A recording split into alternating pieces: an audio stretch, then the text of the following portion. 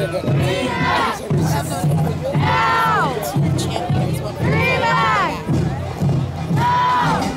true. Always, I've covered so many. So I realized like there's a system.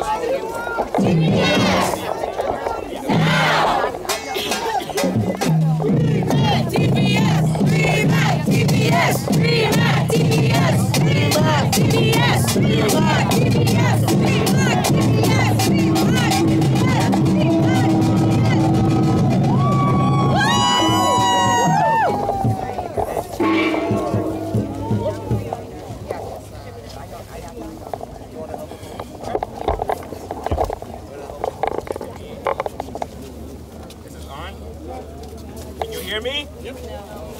Oh, okay. I'm gonna fix that. Can you hear me now? There are no speakers. There's no speakers. So we will project today. How about that? Thank you so much for coming. My name is Jonathan, and I'm here with my MC. Hi, my name is Esther. Hi.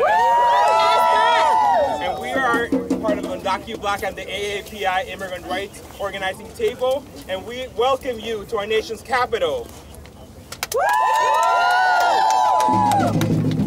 So to get us started, because I know some of our members of Congress that have to get going early, so we will first introduce to the podium our member of Congress from my state of Maryland, Congressman Poirier. Well, thank you so much. Thank you all for being here. Thank you for beating the drum. I saw they were having a good time. You are here to redeem the dream. Yes. Yes. To redeem the promise of America. Yes. That opens its door, it lifts its lamp, and is the hope of much of the world. That's right. And you came to America, not of your own choice, but you came to America. You grew up in America.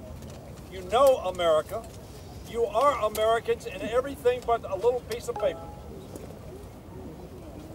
And the President of the United States has said he loves you.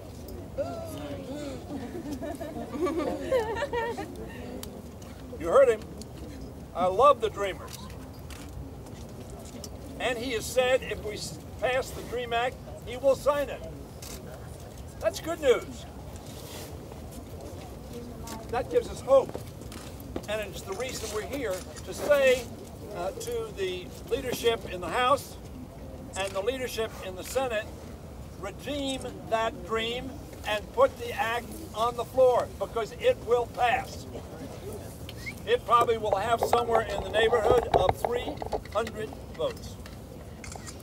And I am so pleased to join my fellow Marylander here with all of you. James, thank you very much for your leadership. And Esther, thank you for yours. Jonathan, not James. John, James, Peter, Paul, Matthew. Biblical. Amen, brother. Amen. Amen.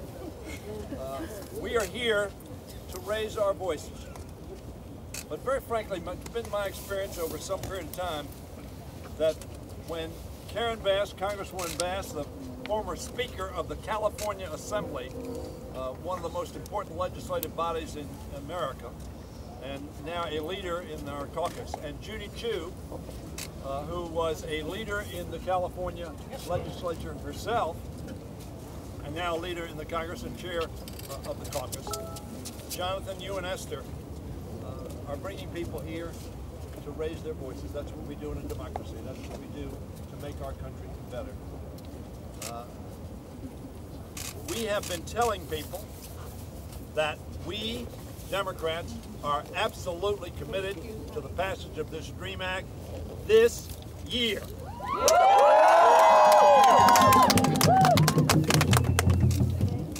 Paul Ryan urged the president not to withdraw the protections of Dreamers.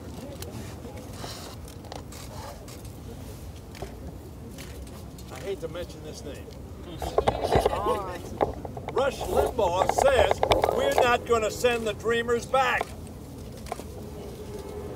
Now, when you've got Rush Limbaugh saying that, and you've got 86% of Americans saying we should not send Dreamers to a land they do not know, to a place where they did not grow up, they need to stay here and help America be even greater, which is what everybody who has come to this country, with some exceptions, has done.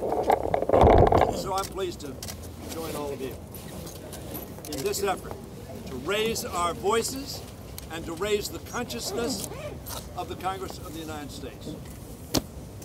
Put that DREAM Act on the floor. It'll pass.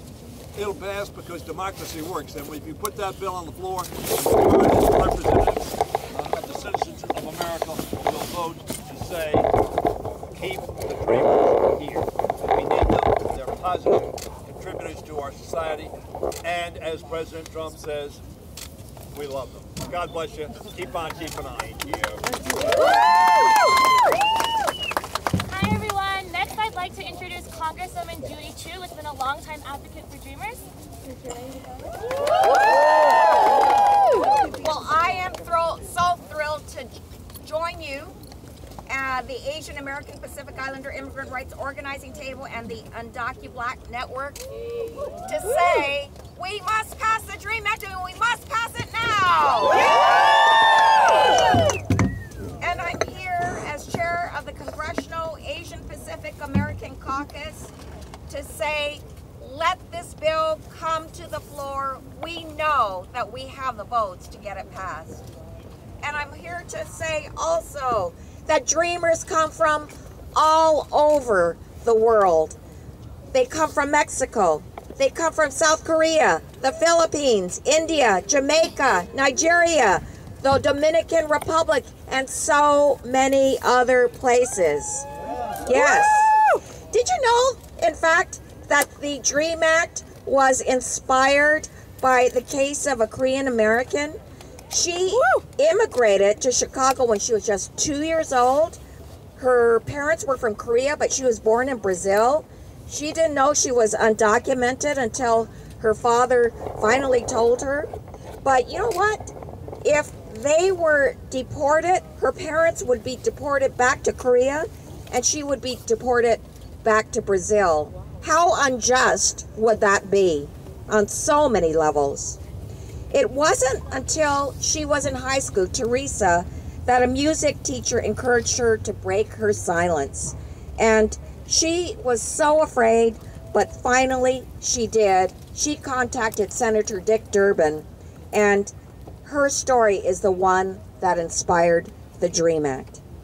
Now, I share the story because it's not often told, the story of how Dreamers can inspire legislation. And far too often, we found that AAPIs and the Black community have been left out of the conversation. That's why I'm so proud of all of you. Your voices are so important, and it is so important to show that this is not only a Latino issue, but also an Asian issue, a Black issue, and a human issue.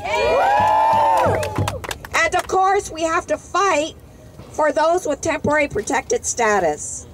Already, the Trump administration has terminated TPS for 59,000 Haitians, 2,500 Nicaraguans.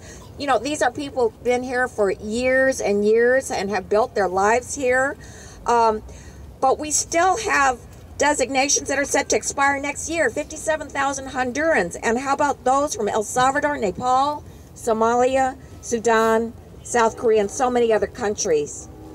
TPS recipients are from some of our most vulnerable countries, and they came here because of disasters or political instability, it is inhumane to take away their protections and to force them to go back to countries that they may face, in which they may face danger. That is not right. We should not be sending people back when they've built their countries here, built their lives here. They've helped build this country. We should not be tearing families apart. So let's keep up the pressure. Let's get a legislative solution. Let's get this done before the end of the year. Let's pass a DREAM Act and preserve TPS. Let's ensure that America continues to be the land of opportunity for all. Thank you so much, Congresswoman. Please put the mic back. Put the mic back? Oh, you need that mic. Okay. Great. Thank you. So I would love to introduce our next speaker, who is Congresswoman Karen Bass, representing Los Angeles, sunny California. Thank you so much for joining us. She is one of the co-sponsors of the best TPS bill out there. Congresswoman. Thank you, thank you, thank you. Good afternoon, everyone. Good afternoon. It is my pleasure to be here with all of you today, and I just can't tell you how much you all inspire me when I look at your faces, when I see the rainbow here, when I know that this is the next generation of fighters for social and economic justice, and today it's this issue, but we know we have many other issues to fight for to make this country all that it can be. And so I stand in solidarity with Dreamers. I stand in solidarity with folks with TPS. The fact that we are making it known that this is a rainbow movement. We will not allow anyone to divide us, whether it's Crazy 45 or whether it's my Republican colleagues. We will not allow ourselves to be divided. So let me say something to all of you as young activists, because many years ago I was you, and that's why it is so inspiring to me to see you all here. One thing that as activists that we often don't do is we don't realize when we have already won and when there has already been a victory. And so I just want to remind you of something, and I want you to think about it all day. A couple of years ago, 3 or 4 years ago, when you mentioned DACA, when you mentioned Dreamers, when you mentioned the situation that people were in, we were a very divided country. People didn't understand what the plight was. They didn't know anything about it. You persisted, you marched, you came here on the Capitol day after day. Judy and I sat on the Judiciary Committee. The Dreamers would come in their caps and gowns and sit in the audience, and I can't tell you the emotional impact that that had, seeing people persist, telling your stories, knowing the fight that went on. And so when Whip Hoyer said that 86% of the population now understands this issue and supports this issue, when Whip Hoyer said if this bill was put on the floor today that it would have the votes needed, you need to understand that we have not crossed the finish line. We are not at victory, but your movement has made tremendous advance, and I am convinced that because of the work that you have done over the years, I have no doubt that we will cross that finish line. We will be victorious. But not only that, the change that you have made in people's mind will be permanent. And I think you all need to give yourselves a round of applause. You need to keep at it, and we will keep there with you. Thank you very much. Like I said, there's 2 live streams. Hi everyone. Next I'd like to introduce Congresswoman Jan Schakowsky from Illinois, who's also been a longtime supporter of Dreamers.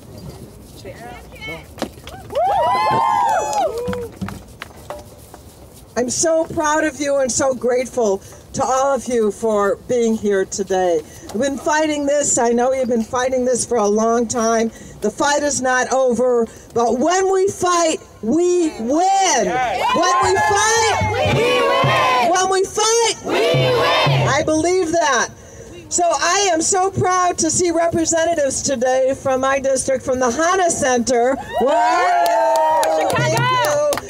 In November, a group from the Honda Center visited me in my office where I had an opportunity to meet with an incredible group of dreamers and advocates from my district. I see some familiar faces who have come back here today to Washington. I represent one of the most diverse districts in the country, people who come from all over the world. So I have dreamers of every ethnicity in my district that I've been fighting for. I want to thank you for your courage, your persistence, your advocacy. We absolutely need Congress to act on the DREAM Act, and the only way that that will happen is if you continue to raise your voice and demand that I say they because the Democrats are with you, that they do it. You are the bright, passionate faces of the immigration movement. You are our inspiration, and you are the reason that we continue to stand here and demand an immigration system that reflects true American values like compassion and generosity. Isn't that right? That's what America is really about. So Congress has to ensure that, also has to ensure that TPS holders can safely stay in the United States of America and are not forced to return to countries that are in no condition to receive them. I've traveled to Haiti and to other TPS countries. I have seen for myself the conditions that those immigrants are facing at home. We can't turn our back on them now. And in the same way, we can't turn our back on dreamers who were forced to put their lives on hold when the Trump administration had the nerve to announce the end of DACA. One of the dreamers I met with earlier this year told me, quote, at the very least, give us a vote. Give us a vote. And you heard from my colleague Karen Bass, we believe, we know, if we get a vote, we will pass the DREAM Act.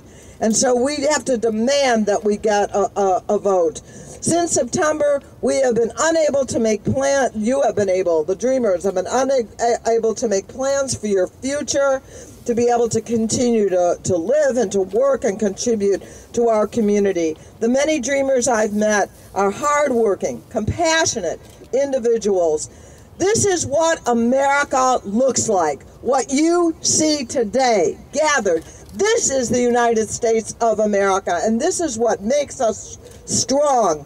Every generation of immigrants that comes here, and I am a first-generation immigrant myself, I'm not so sure that my parents would have made the cut to be able to come to the United States under the new rules that are there.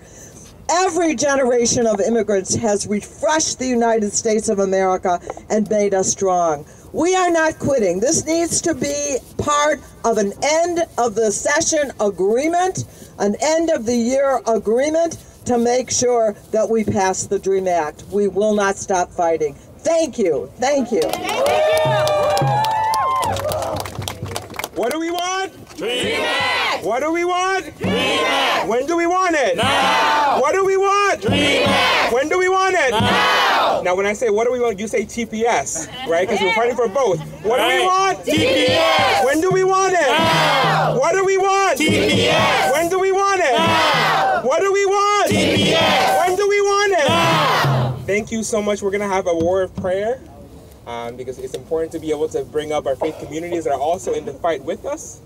So we're going to have Imam Ba give a word of prayer.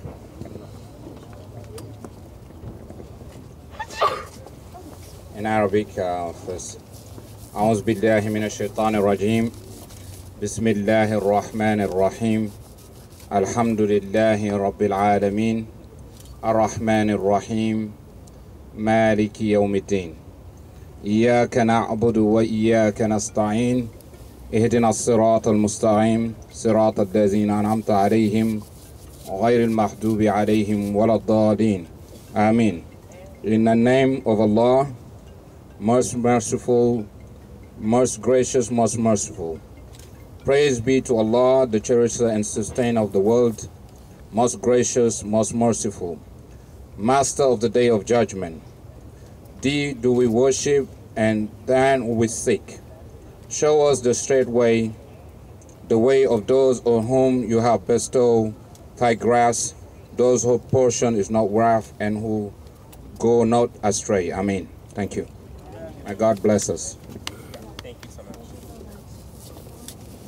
Hi, so next I'd like to introduce our leaders who are directly impacted by what's happening in Congress with the DREAM Act.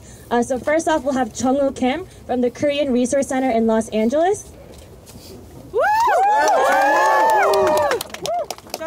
Hello. My name is Jung-woo Kim. I'm from Los Angeles. I'm from South Korea. Representing KRC, Nakasek, and Hana Center. As we all know, immigration issue is not just for Latino issues, or black issues, or Asian issues. It's all people call it issues. That's why we're all here in solidarity today to fight for pass for Clean Dream Act and find permanent legislative solution for TPS holders. Yes. If anyone support or vote on spending bill or CR without DREAM Act, that means they vote to deport me or including all the DACA recipients and dreamers. Yeah. Right? So last night, I prayed to Santa. Hold on. Let me change it. Let me fix my phone. Yeah. Last night, I still believe in Santa. What? So what? So I prayed Santa for bless the Congress member to do the right thing to vote on spending bill with DREAM Act so we can have DREAM Act passed before the end of the year. So before I leave, I'd like to sing a song a little bit, kind of bless all you guys. All I want for Christmas, DREAM Act and permanent legislative solutions for TPS.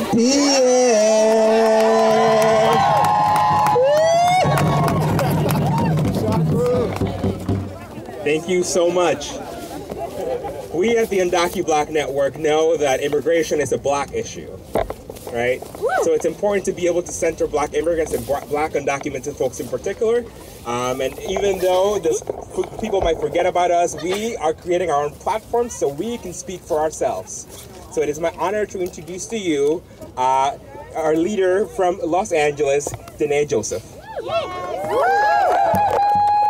Well, I believe they wanted us to use this mic. So can you all hear me? Oh, we're going to use both of them. Okay, so can you all hear me? Okay, in the black community, first and foremost, we believe in something called call and response. If you've been in the house of the Lord, you know what I'm talking about, right? So I'm going to do a little something. At the UW-Madison, they had something where the black students would show solidarity with one another. Do you know what that is? They would say, holla back, to which people would respond with, oh, I don't think y'all got my back, so I'm going to do this one more time. Holla back. I got your back. Kind of weak. We're going to do it one more time. Holla back. Much better. So, what they didn't say is that I identify as an unapologetic, undocumented, and black woman from Belize, Central America. Right? Yeah, there's two of us. Maybe some of y'all haven't even heard about Belize to begin with. But the reason why I'm here, 5 years ago, myself and about 800,000 other people, we received something called DACA, right? Deferred Action for Childhood Arrivals. But what we forgot about with that legislation, if I'm able to be honest, we forgot about the original dreamers, right? The people before we were dreamers, our parents, our grandparents, our aunts and uncles who paved the way for us to have access to the opportunities that we do. And if I'm being honest, we became complicit.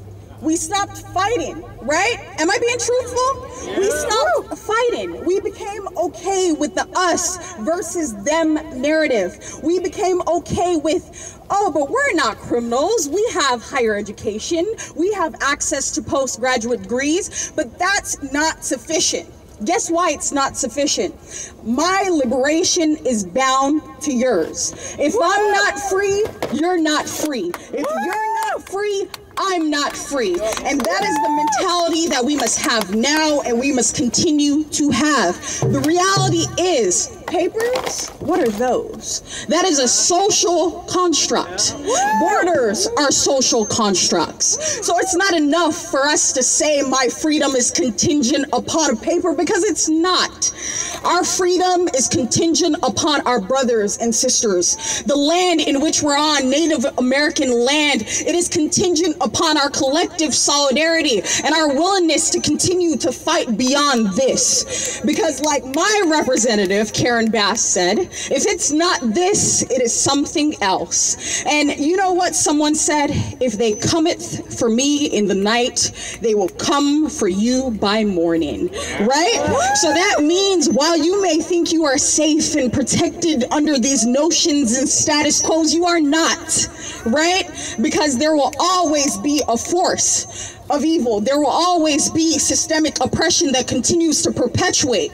But the sole difference is our willingness to continue to fight. Fight now, fight in the future, and fight not only for the contemporary generation of immigrants, but the future generation of immigrants as well. Thank you.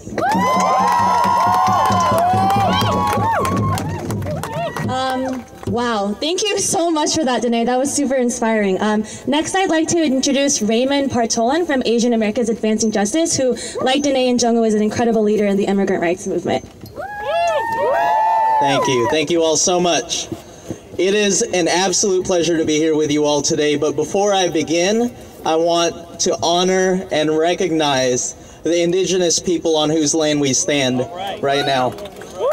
We thank them for nourishing this land for generations and for allowing us, well, maybe not allowing us, to be here. My name is Raymond Partolan. I am 24 years old and I live in Atlanta, Georgia. Today I'm here with Asian Americans Advancing Justice. 23 years ago, at the age of 1, my family packed up all of our belongings and made our way from the Philippines to the United States. My father, who had given up his dreams of going to medical school in order to have the opportunity to take his new love, my mother, to the land of opportunity and to start a new family and a new life there.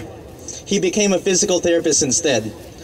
Our journey to this point has been anything but easy. For 10 years, my dad practiced physical therapy and supported my brothers and me. He became an active member of his community and strived to be the best father that he could. Then, when it came time for us to apply for our green cards, our applications were denied because my dad couldn't pass one section of an English language test that he needed for his profession. We had to leave. My parents were faced with a very difficult decision. Do we stay here in the United States and risk arrest and deportation every single day because we didn't have the right paperwork? Or do we cut our losses and go back to the Philippines, the country that we left so long ago and a country that my brothers and I have never truly known? That's when we became undocumented. In high school, the fear of being undocumented, coupled with the fact that I couldn't share with anyone about my undocumented status, led me to try taking my own life. And that was when I knew that I needed to do something to help fix our broken system. And so today, we are asking members of Congress to pass a Clean Dream Act. We want Congress to enshrine the protections conferred by DACA into law and provide a pathway to legalization for our communities without further damaging our already broken system. For me, this means that any proposal that confers any kind of legal protection for people like me and for people like you all should not come at the expense of further criminalizing people like our parents. We want it done without further wasting any taxpayer money on a border wall that will not prevent anyone dedicated enough to come to the United States. When my parents left their home 23 years ago to come here to the US, they left their families, they left their parents, never to see them again, and that absolutely breaks my heart. Yes, I want to live a normal life. I want to be able to go to law school and become an immigration attorney one day. But give my parents a chance too. My dad, formerly a physical therapist, now does back-breaking work in a warehouse. My mom, formerly a paralegal, now cleans houses and cleans hotel rooms and works in restaurants for a living. Give us a chance to help make this country a better place. Pass a clean DREAM Act now, before the end of the year, before more families are torn apart. Thank you.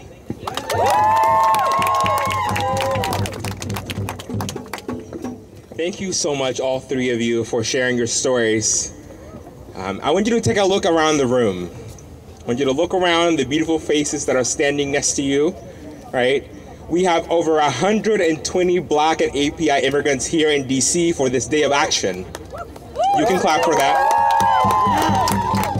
This had never been done at the national level. This is historic. This is a historic moment in our movement, and we are hoping that what we're building here goes far beyond the lobby visits that we're about to do just now. We want to be able to change the movement so that we can build with each other, right, and we can fight the systems that are oppressing all of our people. That's why I'm so grateful that we had the opportunity to partake and learn with each other in workshops this morning, because we want this to be long-lasting. This isn't just about right now. We believe that the reason why we're still fighting these fights, besides the racist and white supremacists that's in the White House, is the fact that we've been doing the same thing over and over again. So we decided to be bold enough, to be courageous enough to do something different today, to join hands together in solidarity, fighting for our communities. And in doing so, it isn't just about the DREAM Act. It's also about TPS. Temporary protective status is a status that the U.S. government has granted to nationals from particular countries that have gone through either political, environmental disasters, right? We're talking about currently 9 that currently have TPS. But TPS is really close to us as Black immigrants because we know that TPS is a Black issue. 4 out of the 10 countries that had it were Black majority countries. So now you're about to hear from some TPS holders that are going to share their stories and the urgency of passing a permanent solution to fix this problem. Our first speaker is Holden Pierre, who is with Haitian Americans United and the Black Immigration Network. Holden? Yeah, Holden! Sac passe!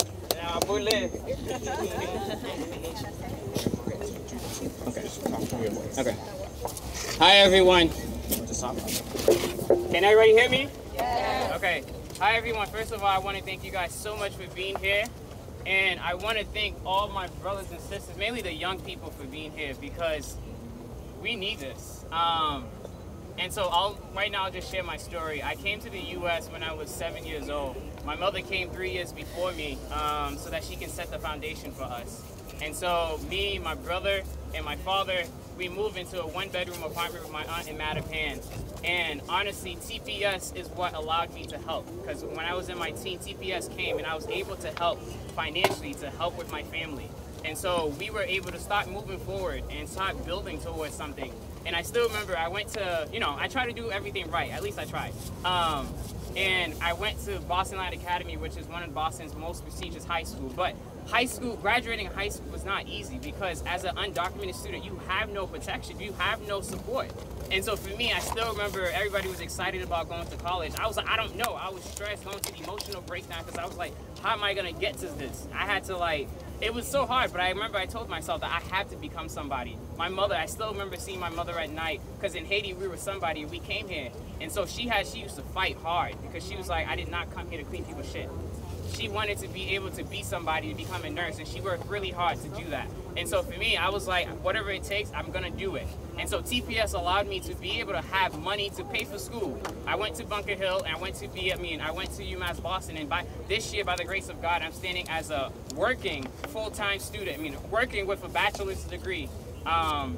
And so I'm really happy about that. But one thing that breaks my heart is that since I've been working, one of the main things I've been doing is I've been working to build this community. And so for me, it's insulting because since I was 14, I've been working to build my community matter. Not because I wanted people to see I was a citizen. No, I wasn't a citizen. I wanted to just help the neighborhood because I was like, I love Mattapan, I love Boston, I want to give back. And all these young people are trying to do the same. The energy that we are putting here, we could be using to build our young people. Like I work with a nonprofit helping small business. I could be working with other small business owners to build their business, but I have to be here to fight for myself, to continue to push forward. And also my mother, she worked 10 to 15 years to buy a house. And so my question is, what's gonna happen to her house that she fought really hard to have? And I have my little brother, I worked really hard for him. I told him, I'll take your financial burden because I want you to reach your goal. You as a U.S. citizen, I want you to reach your goal. God bless him with a college football degree, football scholarship to play football in West Virginia. But my concern is that if I'm sent back to Haiti or my mother's sent back to Haiti, what's going to happen to his dream? What's going to happen to my little brother's dream, my little sister's dream, who's only 12, talking about I want to become a teacher? And I hear stories about people in Florida. The parents are afraid to send their kids to school because they're afraid they're going to be torn apart from their family. And so what I'm really saying is that we need a solution, because I do not want to see this energy of all these young people like me, our energy being put to waste, because we could be using this for so much more. And I always tell people, this is not about immigration. This is about keeping families together and really building our communities. And so I really urge Congress to really pass a bill for everyone, not just for Haitians, Central Americans, but everyone, all the Africans who have lost it, because these are our brothers and sisters. And so I love that here we are in unity, and we need to make sure that this unity continues everywhere. And so thank you so much, everybody, for listening to my story and really continue. Thank you, Owen. Hi everyone, next I'd like to introduce Maya Gurung from Adhikar.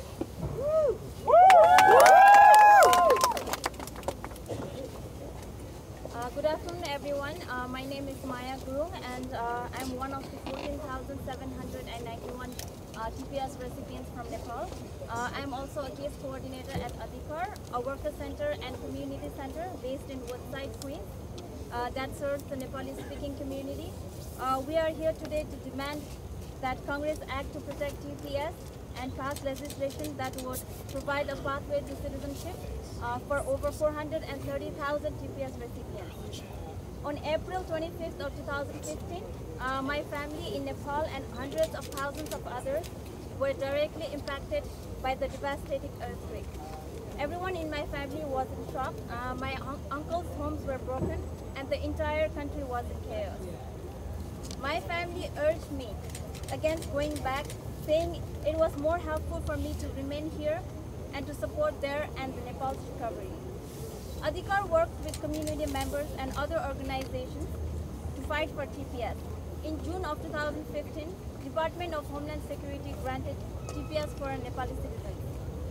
In 2016, TPS was renewed for the second year.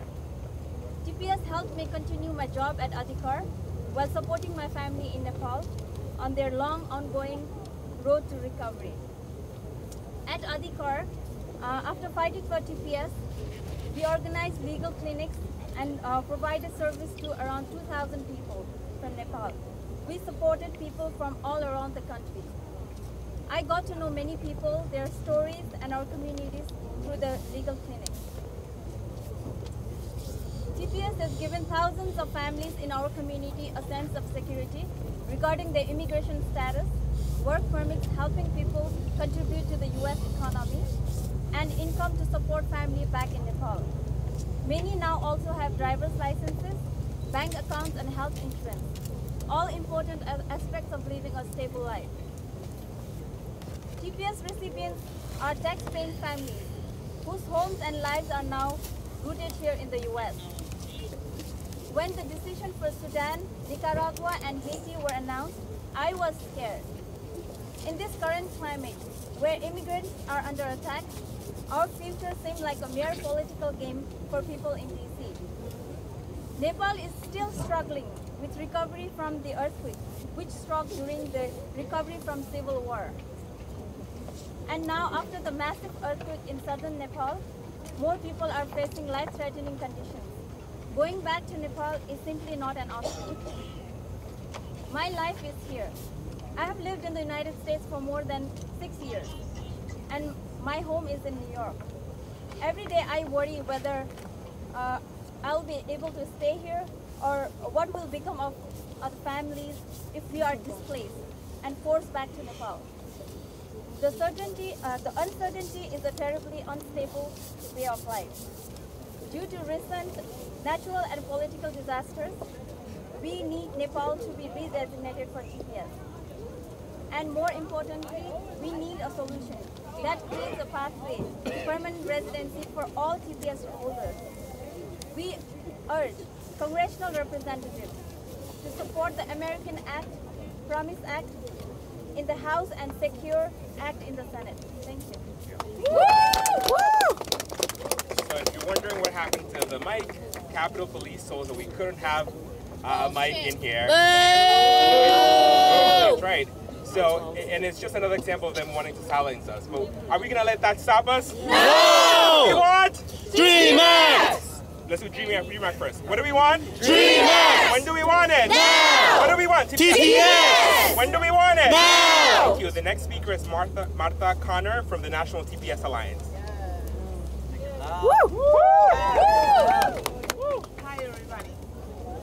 As he said, my name is Marta and I'm from Honduras. Yes. I'm representing the National TPS Alliance from Careste in Los Angeles.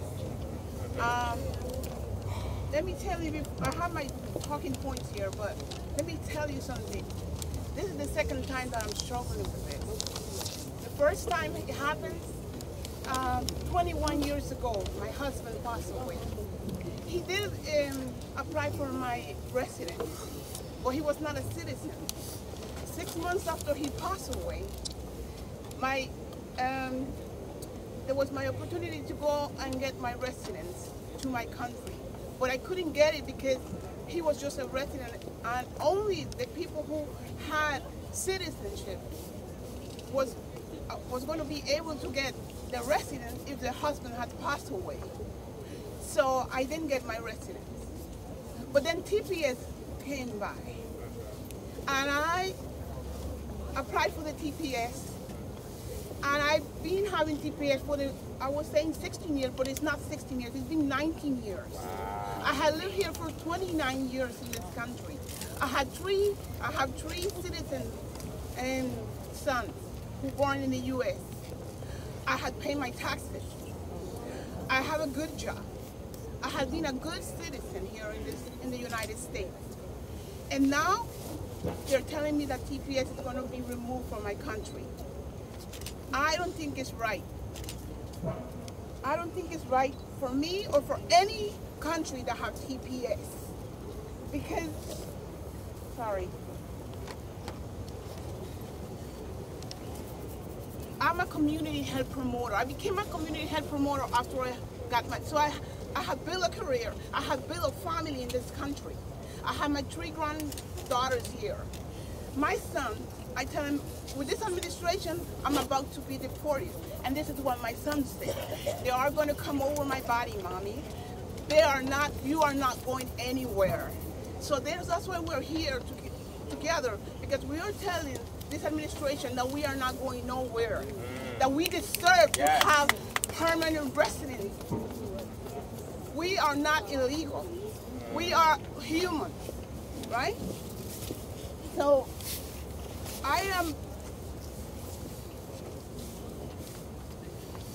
this country has responsibilities, has shared responsibilities with my country, especially with the conditions right now after the election. They are going to send us back. They're going to send us back. And not only that, we was waiting for the decision last month from the administration to see if they was going to extend our TPS. We wanted 18 months and then to have a solution for residents. But no, they not even had a decision for us. They only have us pending until June. That is not June, that will be May. They not even give us a date when we renew, and it's almost May. May 5th is when our permit is going to expire. They're putting my work at risk. I have been working in the same location for the past 13 years. I have been serving this community. So we deserve, I have a family here. We all have a family here. So we are here to stay. I am here to let this administration know that I am not going anywhere. I'm not going to Honduras. I am not taking my family back anywhere. We deserve to live in this country. Yes. So Audre Lorde taught us that we don't give us language to the voice, that we don't live single issue lives. So next we're going to hear from some of our folks that will be talking about how immigration also affects their intersecting identities. the first person. I'm really excited to introduce this person. Sadie from Avisa in Detroit, Michigan. As you all saw yesterday, the Supreme Court reauthorized the racist Muslim ban. So she'll be talking about how immigration intersects with the Muslim community. Sadie? Tell me what democracy looks like. This is what democracy looks like. Tell me what democracy looks like. This is what democracy looks like. Tell me what democracy looks like. This is what democracy looks like. We better stay there. So, I'm happy to be here today to talk about, playing musical chair or trying to win the Olympics of oppression. Right? I'm a black woman, y'all. And we know what black women have gone through in this country and are continuing to go through in this country. I don't need to tell to anybody what being black in this country means. I'm an African woman. Berlin, 1885. They sit at the table and divided the continent. Then they went in the continent and looted. And continue looting it. And still looting it. And they are not done. Because guess what? They have to continue to be able to loot, to be able to survive. Yeah, I'm an African woman in Detroit. I'm a single mother. I don't afford Medicaid. I don't afford Medicare. In Detroit, I am redlined in housing. I can't pay the rent, I lose my house. Hey, I'm a Muslim woman. Wow. My name is Fatu. Wow. Muslim is not a race. Muslim is not a color skin. Muslim is not a language. It's a faith. So when I woke up yesterday, I said, okay, I'm going to DC. I smiled. I call my niece. I say, meet me at the airport 3 hours before. She's like, but I said, just come on.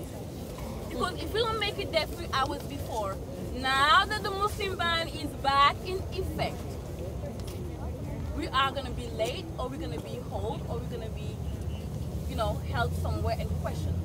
But I want people to remember that the Muslim ban has always been in effect. In March, 121 Senegalese was deported and chartered out of the country under the radar and dropped at Dakar National Airport, and nobody talked about it. I'm going to bring it closer to you now. 10 days ago, 81 Guinean people was chartered in one plane and deported. Not one sound, not a tweet. Why? They are black Muslims.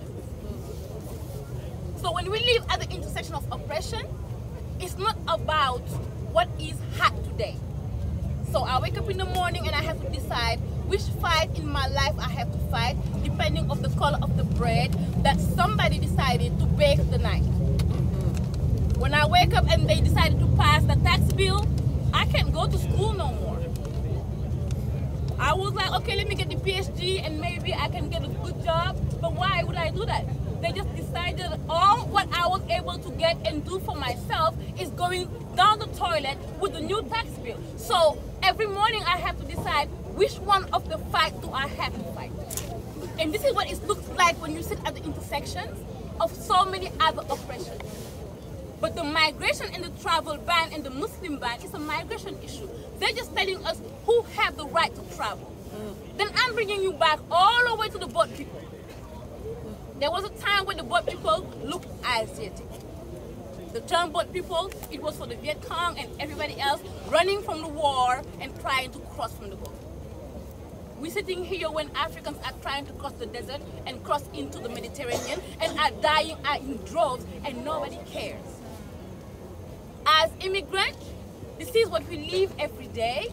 When we're staying here in the morning, we check the news to find out, can we walk out the door? Can we take our kids to school? Do we have to hold them? And we also check the news to see what's going back home. Can we send to Western Union? How much money can I send? Who's gonna get it? Are they in war in my country? This is what we have to deal with every day at the intersections. But remember, in a world where there should have been no borders, they're deciding that for border crossing, you have to have one color. And we all know what that color looks like. Because if that color had any kind of brown tone in there, any kind of hues in there, then you are not allowed to, because now you are entitled to apply for a visa and somebody else decide what type of visa you have to have and where you have to go. So I will stand here today and talk about all these issues. I will continue to push the fight for the dreamers. I will continue to push the fight for the CBS. We have to remember that the conversation is broader than that. And we have to be able to bring into the fold all those issues. Thank you, guys.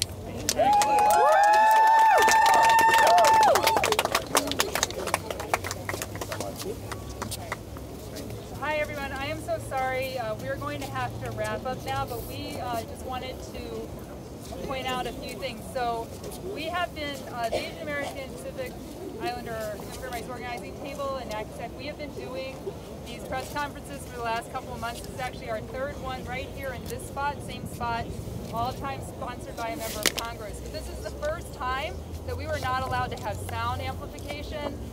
It's the first time we were not allowed to drum. It's the first time we've had a dog around sniffing people in our crowd. And so the only thing that we see that's different from the other two times we've been here and this time is the folks that we are with. And we're just so angry about that. And it is very wrong. And so we are talking with the police and asking to speak with supervisors. We're going to ask Congresswoman Shikasi's office to put a complaint in about this. It's not right. And we apologize for it. This is not how this experience should have gone down. In this beautiful day where we came together as two immigrant communities to fight for a common cause. So with that, we're just going to wrap up and leave together peaceful. We can talk more about what we might want to do as next steps. And before we close, I just can't let this go, y'all. Spit it out. This is exactly why we're here. This is exactly why. Who's having a problem?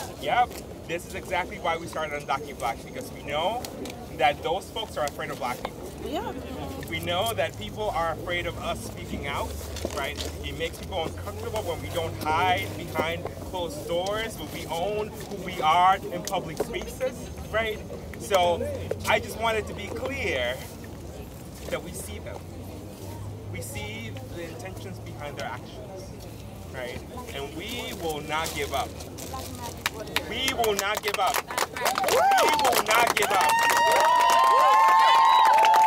As upsetting as this is, I still believe that we will win.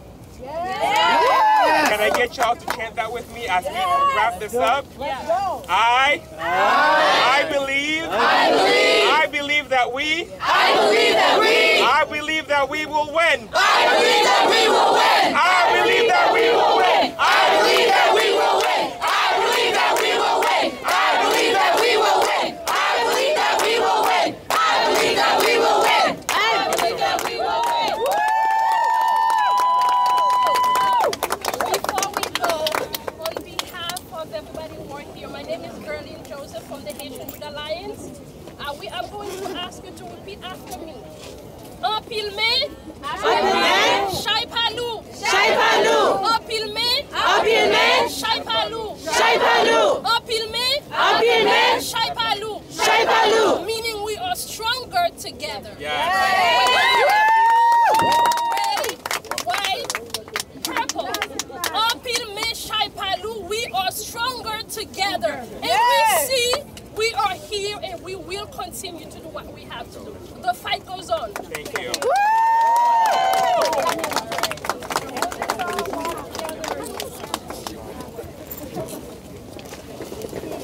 Excuse me. Grab this. Is there anywhere I can go? Where's Youngho? He's like right over there. He's right there.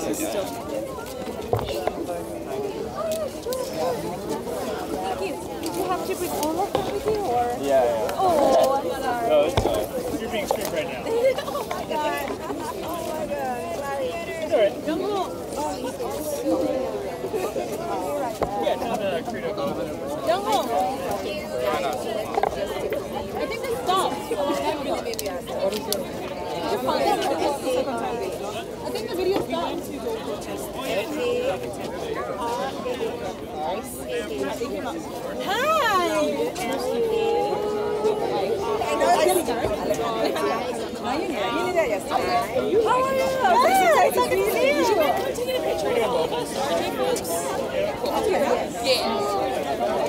I haven't talked to you before.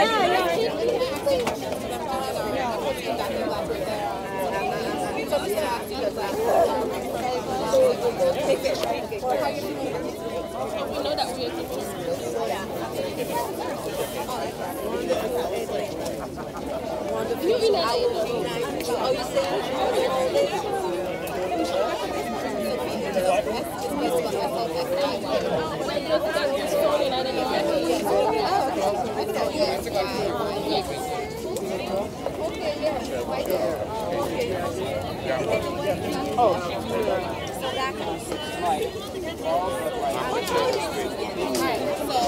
Yes, to make it.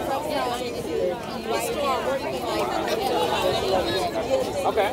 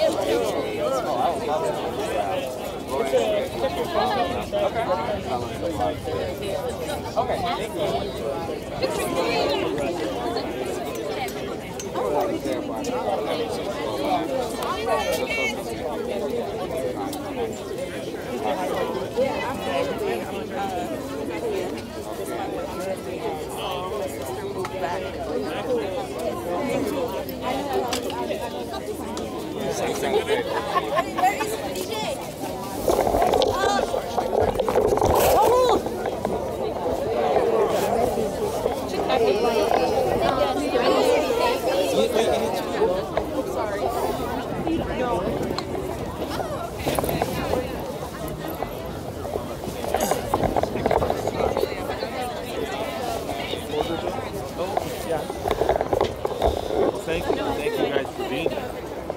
Some of you were dreamers then? Oh, okay. Great. Well, good for you. Thank you. We have to pass it. Dream Act, clean Dream Act. Now we have more stuff. I'm not voting for anything. Hi, how are you? What's his name? One body belt.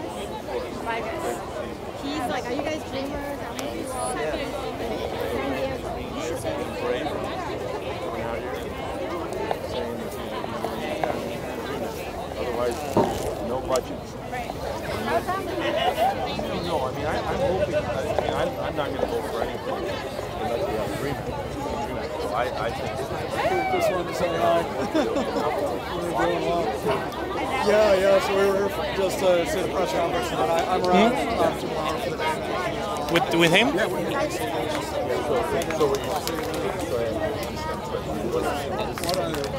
Do you want to ask him to pose with you? Yeah, I'm gonna.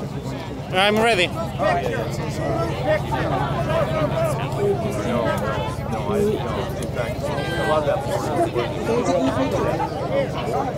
Now? Okay. All right.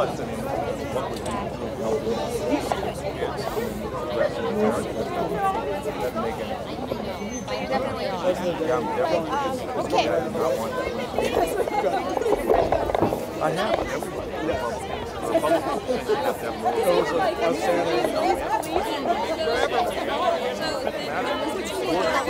Oh, I know where all the KRCP people are. The KRCP Park went to the King meeting.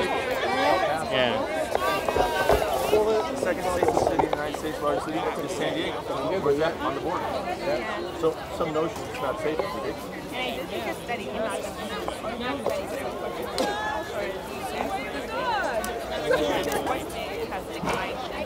Significantly, and frankly, the border in San Diego is really great speakers. Well, thank you guys for being here. Can you take a picture of us? Yeah. You go ahead and go first, and then can you get one as well? Thank you, Black. Well, thank you so much. That's great. Anything else? Sorry. Ready? 1, 2, 3. Thank you.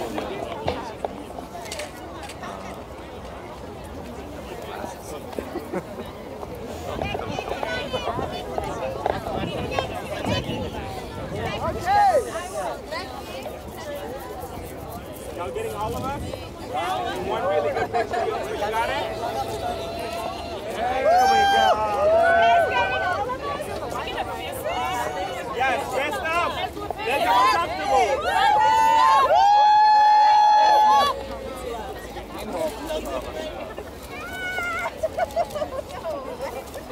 Thank you. Okay. We good? We're good.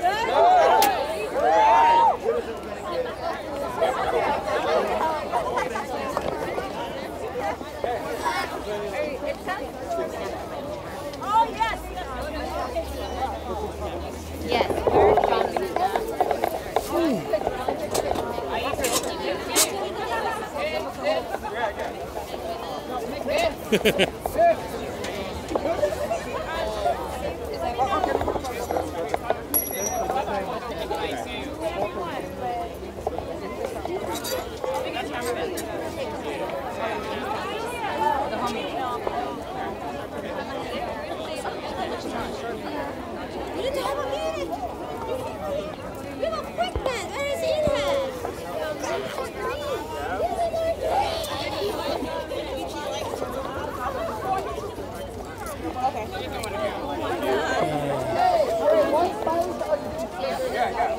Hey, all Haitians!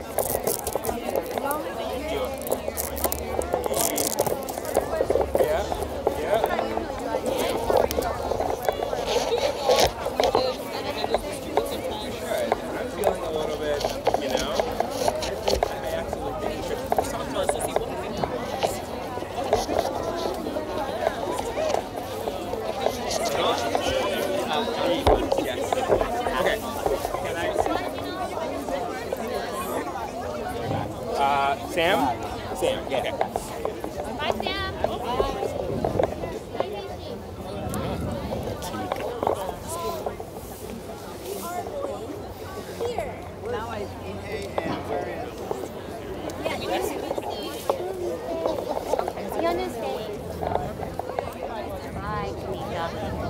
Why are you documenting that, Yoho? People working. People working? Yeah. No. So work. That's weird. You like came up with this giant camera. Just getting ourselves collected. Okay.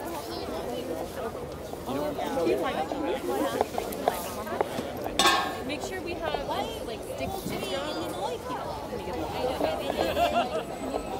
Oh, Julie, you want Julia? I think you're gonna have to call Or I can.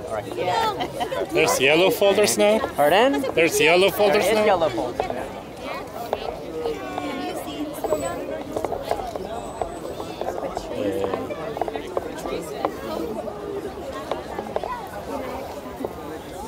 I'm gonna go with my pinky. Yeah. I think they went. Yeah, I think they did.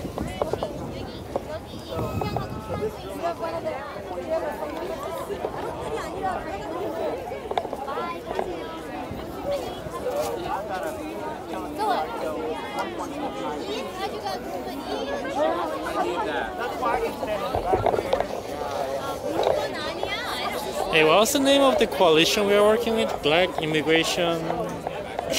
Undocu Black. Undocu Black. There we go.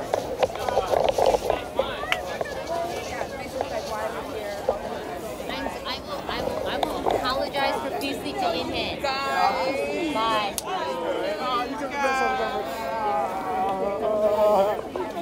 All the worlds are converging.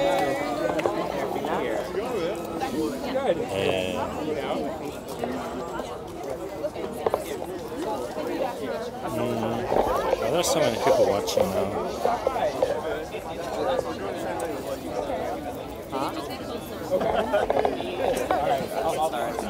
figure something out. Sam. Is Sam? Yeah? Not, well, about to. Why? What's that?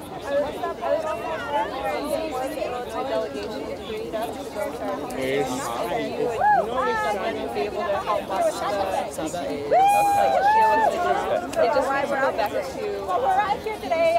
Historic moment, really. Asian American Pacific Islanders come together with Black Americans in solidarity to defend immigrants' rights, to defend human beings' rights, really. We heard some really powerful statements from documented people, TPS holders, Congresswoman Judy Chu, and other representatives who are here looking up for our rights. Yes, thank you. It was great, and we're so glad the National Latina Institute and all the Poderosas are really glad to be out here in solidarity with them. Today we see that a lot of documented people have parents that have TPS. We understand that documented people deserve the dignity and respect to live lives of prosperity and well-being, and eliminating DACA takes all of that away from them. Now families have to be uncertain about their financial security, their safety nets, right? Students, instead of working, have to be worried about separation and being deported. And that's not the life that we want to live. And we share that struggle with Black folks, with Asian Pacific folks, and that's why we're here, because we share the same struggles and we all deserve dignity, salud, and justicia.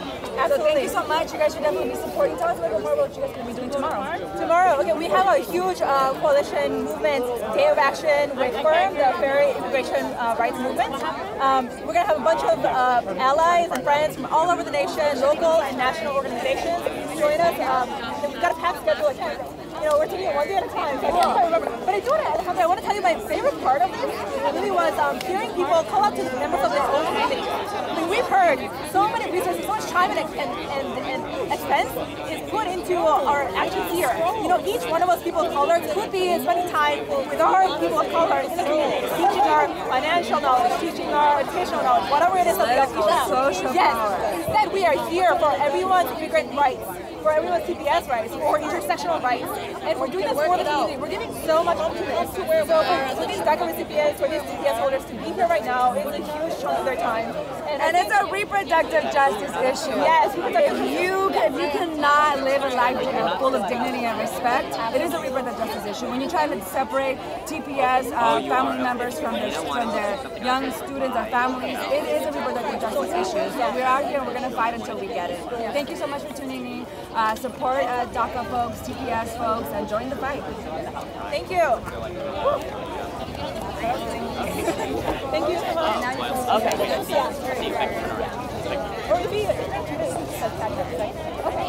All right, folks. So that was organizers from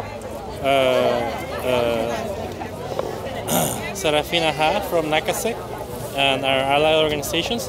And we'll be closing this live stream. We'll be splitting into small teams to go catch or meet with legislators from each of our states. Thank you for tuning in. Please stay. We'll be coming back, so please come back. Thanks.